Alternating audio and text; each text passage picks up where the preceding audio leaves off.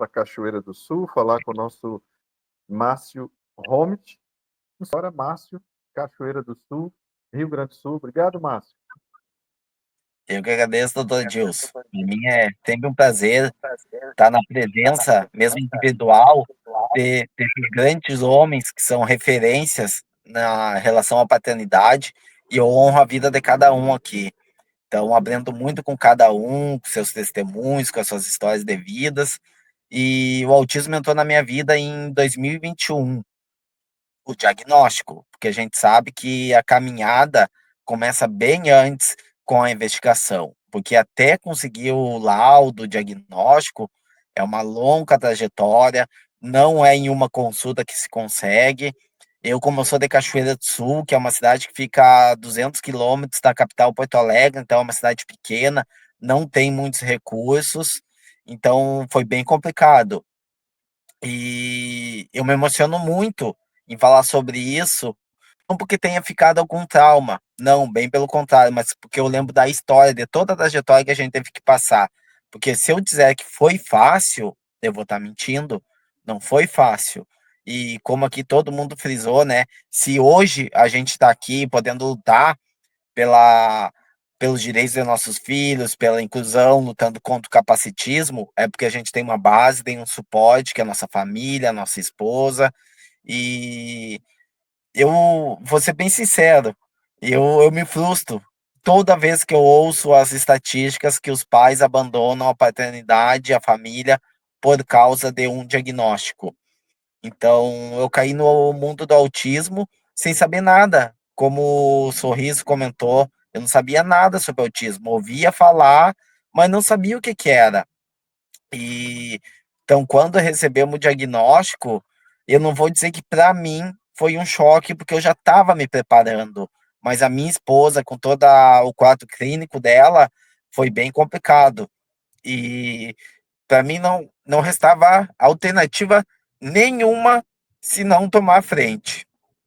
Porque a gente sempre ouve falar, o pai tem que ser o provedor do lar. Só que quando falam isso, muitos interpretam isso apenas como financeiro. Mas não.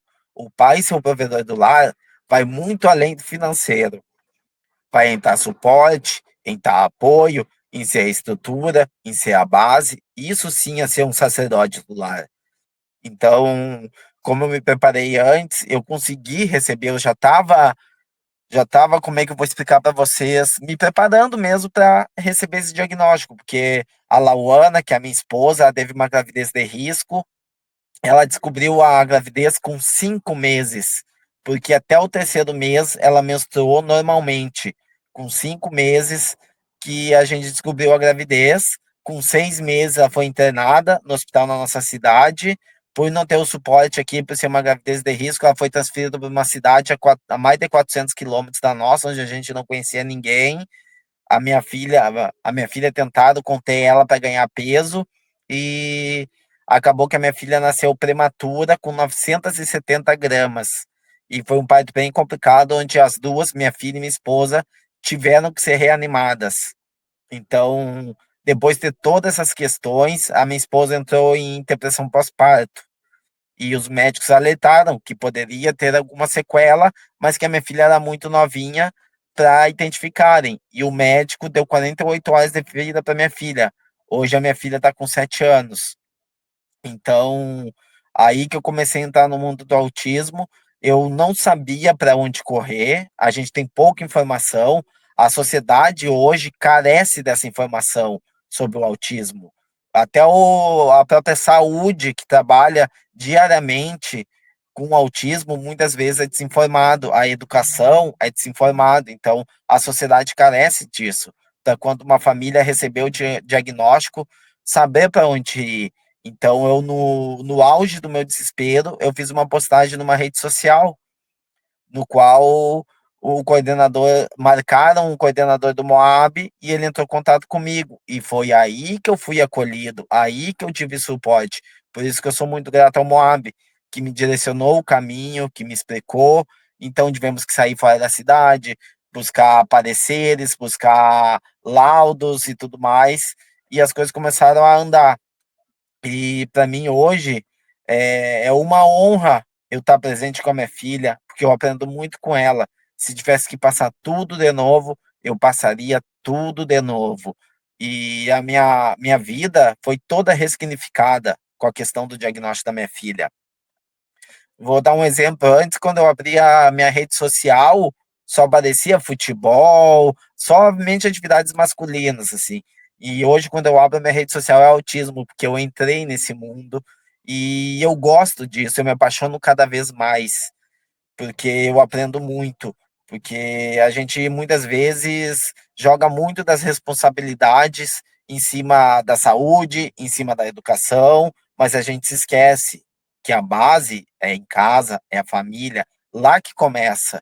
Então, comecei a aprender muito sobre os estímulos parentais, que são atividades que eu faço com a minha filha, aprendendo manejo, aprender a compreender ela, sentar, olhar ela de igual, e assim eu tenho vivido a minha vida. Então, cada conquista da minha filha, eu vibro muito.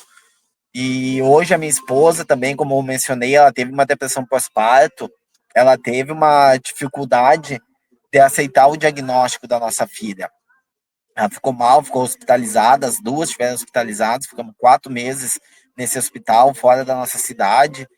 Então ela teve uma certa dificuldade, então eu tive que correr para tudo, buscar terapias, encaminhamentos, pareceres, protocolar pedidos na prefeitura para terapias, para tratamentos e tudo mais.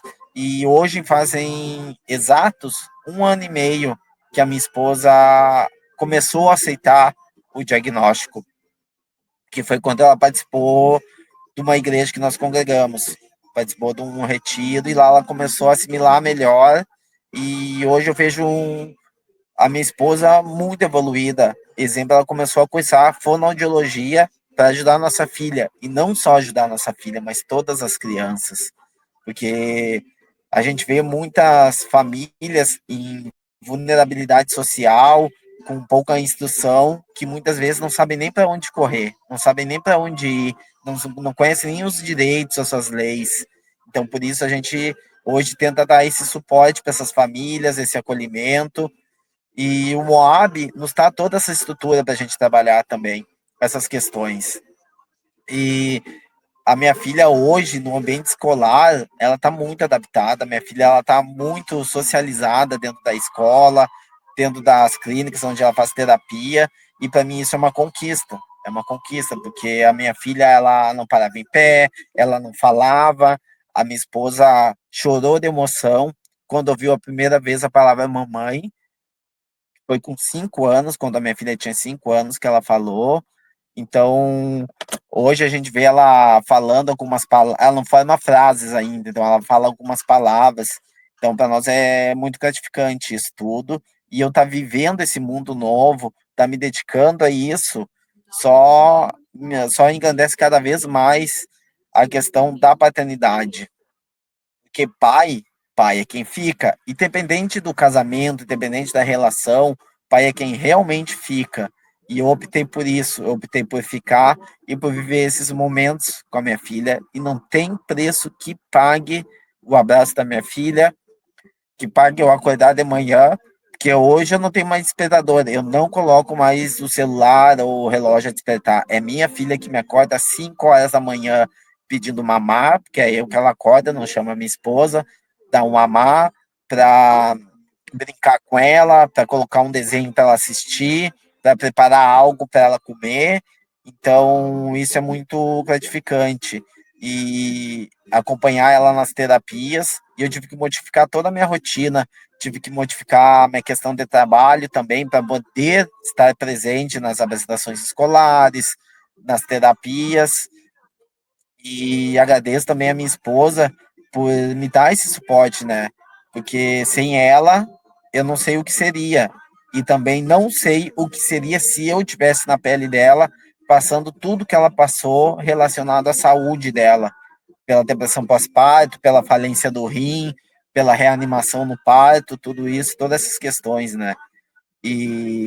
Mas também é difícil, mas tu vê hoje a nossa filha como ela está, é imensurável, é imensurável. E muito bom ver que tem outros homens, outros pais que também estão aqui para disseminar, para levar essa mensagem para outros pais que é possível sim ser um pai atípico, é possível sim estar junto com a família. E algo que eu sempre menciono, vi aqui no Sul, foi que nós realizamos um encontro da paternidade típica, onde nós tivemos antes um advogado, depois de ver uma roda de conversa.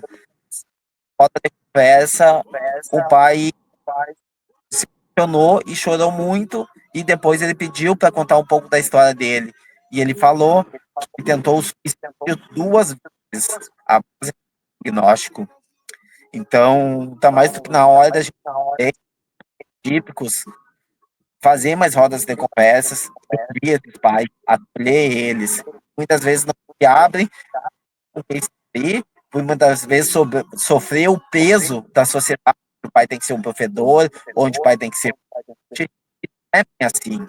Não é bem assim. Esse homem, esse pai, nós nos abraçamos e essa